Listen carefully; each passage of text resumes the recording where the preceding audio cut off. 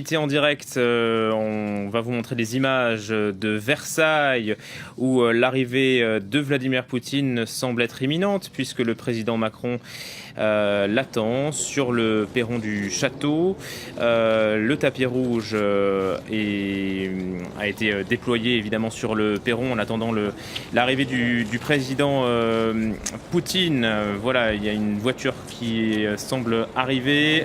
James André, ça se précise?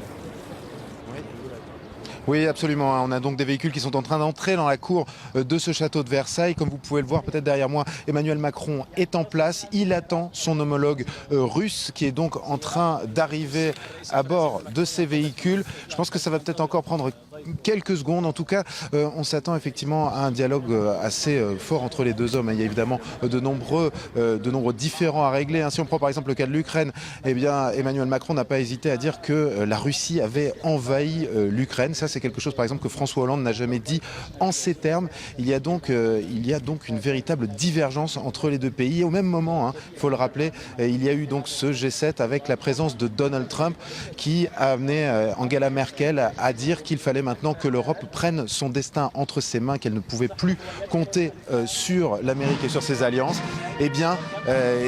C'est donc un nouveau positionnement qui démarre au niveau européen et il démarre probablement en grande partie aujourd'hui, en tout cas avec cet entretien entre ces deux chefs d'État. Vous voyez arriver donc cette Mercedes limousine dans lequel il y a Vladimir Poutine qui va donc rencontrer immédiatement le président français.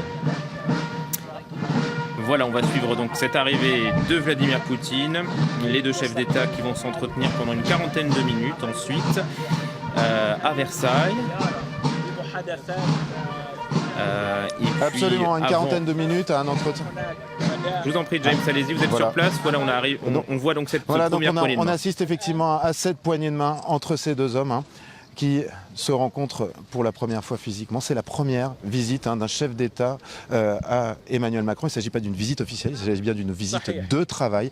Mais très clairement, c'est un moment très très important. Et donc Emmanuel Macron qui a choisi ce château de Versailles. Un décor exceptionnel pour cette visite qui permet à la fois de s'affranchir quelque part des rigidités du voyage officiel, qui va donner l'occasion à ces deux hommes donc d'avoir ce dialogue, comme il l'a précisé, sans concession sur un certain nombre de dossiers internationaux. On les voit qui marchent donc vers le château. Ils ne vont pas tarder à rentrer à l'intérieur de ce bâtiment. Il faut rappeler donc qu'en 1717, et c'est notamment l'une des raisons de ce choix, il y a cette exposition sur le tsar Pierre le Grand.